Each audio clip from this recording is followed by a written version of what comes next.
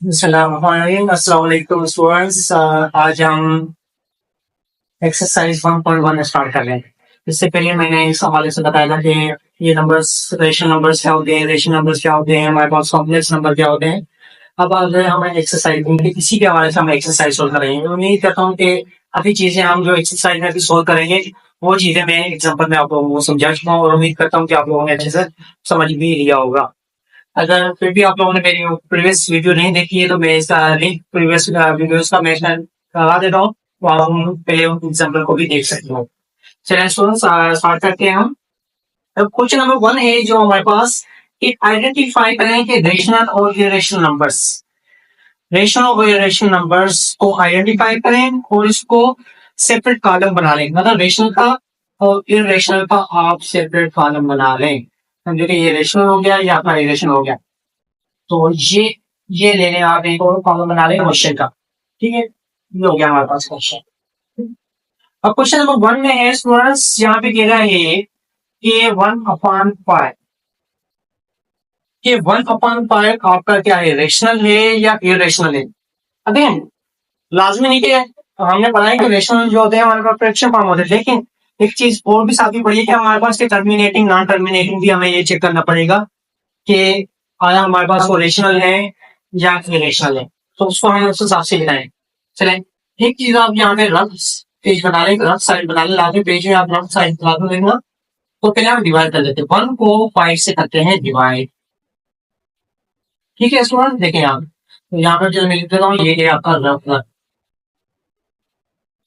इसी याद रखना है जब भी आप पेपर देने जा रहे हो या मुझे टेस्ट हो रहे हैं, जो भी कुछ भी हो रहा है, जब मैथमेटिक्स के हवाले से बात हो रही है तो आप अपने साथ एक रफ पेज लाजमी साथ में लेके जाना है।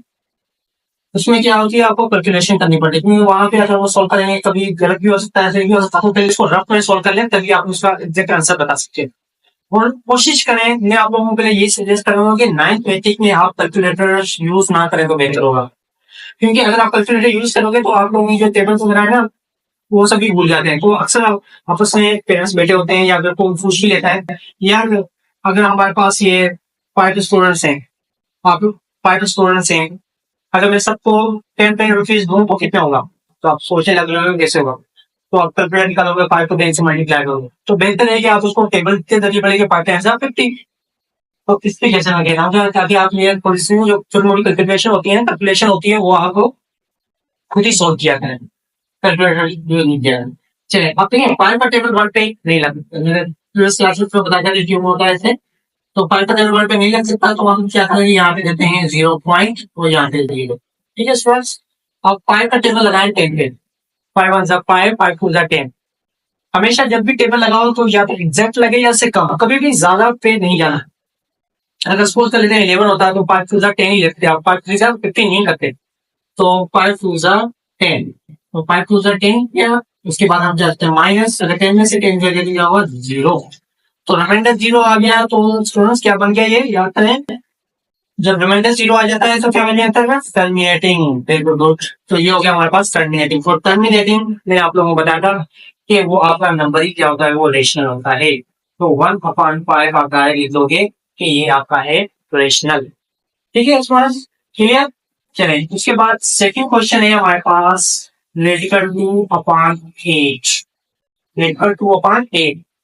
अब देखें, मैंने पहले बताया था कि कुछ ऐसे नंबर्स होंगे जिनके परफेक्ट स्क्वायर नहीं निकल रहे हो, चाहे वो न्यूमरेटर में हो चाहे वो डिनोमिनेटर में हो, उसको सोल्व किए बिना ही आप लोग बता सकते हो कि वो नंबर्स क्या हैं, नॉन टर्मिनेटिंग और नॉन रिकरिंग। और नॉन टर्मिनेटिंग और नॉन रिकरिंग को हम कहते हैं इरेशनल नंबर्स। तो उसको सोल्व किए बिना ही बता सकते हैं कि आपका ये आंसर जो होगा वो जाएगा इरेशनल कॉलम में। ठीक है, उसके बाद थर्ड जो है हमारे पास, ये है 5/5 रेडिकल 6। अब देखिए ये भी 5/रेडिकल 6, तो इसका मतलब क्या है, ये भी हमारे पास क्या हो गया, इरेशनल, क्योंकि हमारे पास परफेक्ट स्क्वायर नहीं निकल सकता 6 का, तो ये हो गया हमारे पास इरेशनल। ठीक है स्टूडेंट्स, क्लियर हो रहा। चले, इसके बाद नेक्स्ट है 2/8। क्वेश्चन नंबर 4 है 2/8। तो 2/8 को तो हम यहाँ पे कोई ऐसा नंबर नहीं है जो परफेक्ट स्क्वायर हो, तो इस 2/8 को हम क्या करते हैं, डिवाइड कर लेते हैं। देखें 2/8 है ना स्टूडेंट्स, अगर फिर सिंप्लीफाई हो रहा है तो उसको सिंप्लीफाई कर लेता है, आपको टेबल लगाना आसान हो जाए। जैसे यहाँ पे 2 का टेबल लग रहा है, 2 का टेबल, इस पे 1 टाइम लगा, इस पे 4 टाइम। और एक चीज याद रखना, जब भी आप फ्रैक्शन फॉर्म में आप टेबल लगाना चाह रहे हो तो नंबर ऐसा लगाओगे कि दोनों पे लगे, ये नहीं कि ऊपर वाले पे 2 को लगा के नीचे वाले पे 4 लगा दे, ऐसे नहीं। जो टेबल आप न्यूमरेटर में लगा रहे हो वही टेबल आपको डिनोमिनेटर में लगाना चाहिए। तो 2 का टेबल यहाँ पे 1 टाइम लगा, 8 पे लगाओ 4 टाइम, तो ये हो गया 1/4। 1/4। अब 1 को हम डिवाइड कर देते हैं 4 से, तो पता चल जाएगा कि टर्मिनेटिंग है या नॉन टर्मिनेटिंग है। 4 का टेबल 1 पे नहीं लग सकता, तो यहाँ पे 0 पॉइंट, यहाँ पे जाएगा 0।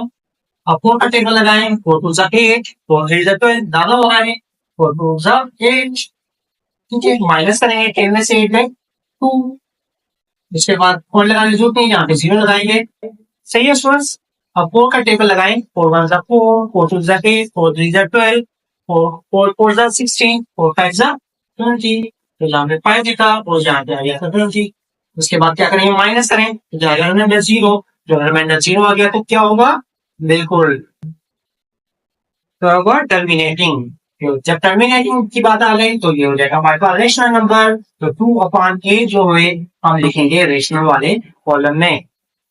तो आगे चलते हैं। उसके बाद क्वेश्चन नंबर 5 में क्या है कि 1/3। चलें अब आप लोग ही बताएं कि 1/3 क्या होगा। जी बिल्कुल, क्योंकि रेडिकल 3 जो है हमारे पास क्या है, नॉन परफेक्ट स्क्वायर है। तो परफेक्ट स्क्वायर नहीं है तो ये बन जाएगा हमारे पास इरेशनल। इसको सोल्व किए बिना बता सकते हैं इरेशनल, क्योंकि जब ये इसको हम सोल्व भी करेंगे तो ये बनता है नॉन टर्मिनेटिंग और नॉन रिक्यूरिंग। गुड, चलिए अब आते हैं क्वेश्चन नंबर 6 पे, जो है हमारे पास रेडिकल 8। तो रेडिकल 8 जो हमारे पास क्या बनेगा, परफेक्ट स्क्वायर नहीं आ रहा है, रेडिकल 8 का क्यूब रूट 8 का बन जाएगा, लेकिन रेडिकल 8 का नहीं बनेगा, स्क्वायर रूट नहीं बनेगा। तो ये हो जाएगा हमारे पास इरेशनल। ठीक है स्टूडेंट्स, चलिए अब उसके बाद आते हैं हम क्वेश्चन नंबर 7 पे। ये ई, अच्छा ई हो गया, कुछ ऐसे कांस्टेंट नंबर होते हैं एक्सपोनेंशियल, जिसे कहते हैं एक्सपोनेंशियल। तो ये आप जब मैं लॉगरिथम वगैरह जब पढ़ा रहा हूँ ना चित्र, उसमें आप लोगों को बता दूंगा, लेकिन फिलहाल ये समझे कि ये भी आपका क्या कहलाता है, नॉन टर्मिनेटिंग और नॉन रिक्यूरिंग। तो ये भी हमारे पास क्या आएगा, इरेशनल नंबर भी आएगा। ठीक है, उसके बाद आते हैं क्वेश्चन नंबर 8, जो कि हमारे पास पाई। पाई को पहले ही मैंने आप लोगों को बताया कि पाई जो होगा हमारे पास इरेशनल होगा, क्योंकि ये है 3.14, इसकी कहते हैं क्या है, चलता ही जा रहा है, ये नॉन टर्मिनेटिंग नॉन रिकरिंग में आ जाता है। तो ये भी हमारे पास क्या कहलाएगा, इरेशनल। जी, इसके बाद है रेडिकल 5। क्वेश्चन नंबर 9 है रेडिकल 5। तो रेडिकल 5 ये भी इनका भी परफेक्ट स्क्वायर नहीं होता, ये भी हमारे पास क्या कहलाएगा, इरेशनल नंबर। इसके बाद है 22/3। क्वेश्चन नंबर 10 क्या है, 22/3।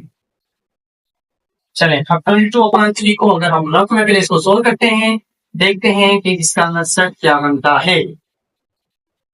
तो 22 को हम 3 से करेंगे डिवाइड। 3 का टेबल लगाया स्टूडेंट, 3 का टेबल लगा 21 पे 7 टाइम, तब बना 21। माइनस करेंगे 21 में से 21 गए तो 1। 3 का टेबल नहीं था, यहाँ पॉइंट, यहाँ पे 0। इसके बाद 3 3 9, फिर 1 0। अब देखें जहां भी ये आ रहा है इसका मतलब ये हमारा हुआ चलता जाएगा 7.33। अब देखें 7.3 या इसको 3 बार लिख सकते हैं, तो बार का मतलब है बार बार वो नंबर आ रहा है। तो जब बार बार आ रहा है तो ये हो गया हमारे पास नॉन टर्मिनेटिंग और रिक्यूरिंग। रिक्यूरिंग का मतलब होता है जो डेसिमल के बाद रिपीट हो रहा है, बार बार नंबर आ रहा है, तो वो नंबर हमारे पास क्या कहलाते हैं, रेशनल नंबर्स। गुड, 32/3 तो होगा हमारे पास रेशनल। इसके बाद क्वेश्चन नंबर 11 है, क्वेश्चन नंबर 11 है हमारे पास 1/5। अब 1/5, अब हुआ तो वही पाई की आगे, जब पाई हमारे पास इरेशनल में तो अपान में चला जाए तभी हमारे पास में होगा, वो भी हमारे पास इरेशनल होगा। तो यहाँ में लिखना 1/5। ठीक है, इसके बाद लास्ट है, यहाँ पे जगह में चाहिए तो मैं इसको याद कर लेता हूँ। क्वेश्चन नंबर 12 जो है, क्वेश्चन नंबर 12 जो है वो है 11/12। चलिए स्टूडेंट्स 11/12 को हम रफ में लिखे जाते हैं, चेक करते हैं आया टर्मिनेटिंग है या नॉन टर्मिनेटिंग है। अगर नॉन टर्मिनेटिंग भी है तो रिक्यूरिंग है या नॉन रिक्यूरिंग। चले जाते हैं।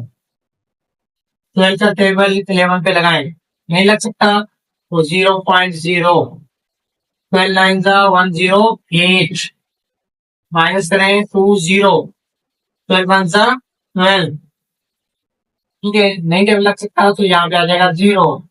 इसके बाद 12 5 60, 12 6 72, 72 माइनस करेंगे फिर 0, फिर उसके बाद फिर 12 6 72, फिर माइनस करेंगे अब देखें 0.916 के बाद, अब देखें 0.91 तो रिपीट नहीं हो रहा, लेकिन 6 के बाद आपका बार बार आता जा रहा है, तो ऐसे को कहते हैं हम मिक्स रिकरिंग। जब मिक्स रिकरिंग आ गया तो भी हमारे पास वो वर्ड तो रिकरिंग हो गया, तो इसका मतलब ये हमारे पास क्या कहलाएगा, रेशनल नंबर 11/12।